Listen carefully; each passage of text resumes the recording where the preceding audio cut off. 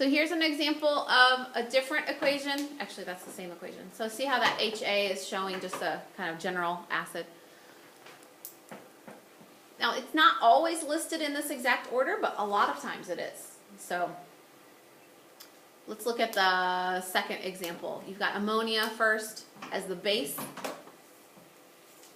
and then water as the acid. In this example, water is the one losing the hydrogen ion.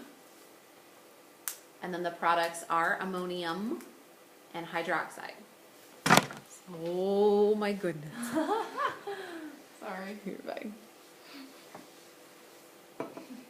So I always look to see who loses the hydrogen. And I know that's my acid, and I go from there. Because it's not always obvious. Water is finicky because it acts like both sometimes, which is annoying. Oh, it's going to tell you what that's called when it acts like both. Water acts like both sometimes, and there's a name for that. It's called amphoteric, which basically means in certain situations, mixed with certain other substances, water can act as both an acid and a base. Not at the same time, but water is a good example of this. It's called amphoteric.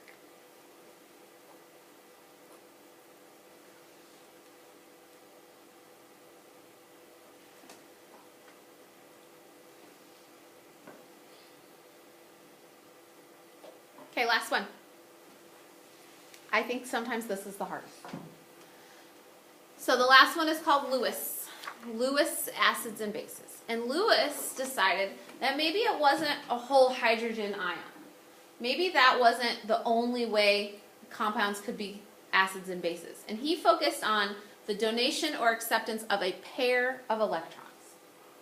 A pair of electrons. And I feel like sometimes this is the hardest because unless you draw out that Lewis dot diagram, you might not be able to see what's happening.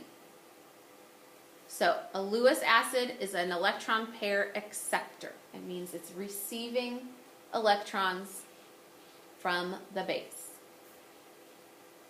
And the base is the electron pair donor. So realize it's a pair, not just one. But again, until you draw out the Lewis dot diagrams, this might be hard for you to see. But sometimes what I do is I think, okay, well, it's not a hydrogen that's switching. Okay, this must be a Lewis example. So this is the most general of all three definitions. So in this example, or this definition, acids don't even need to have a hydrogen in them.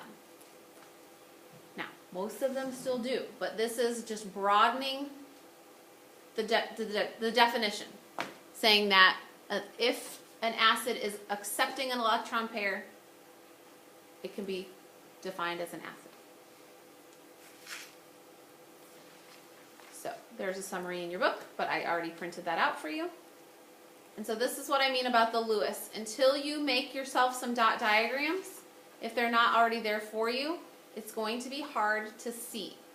Now, you can just draw the part that is important.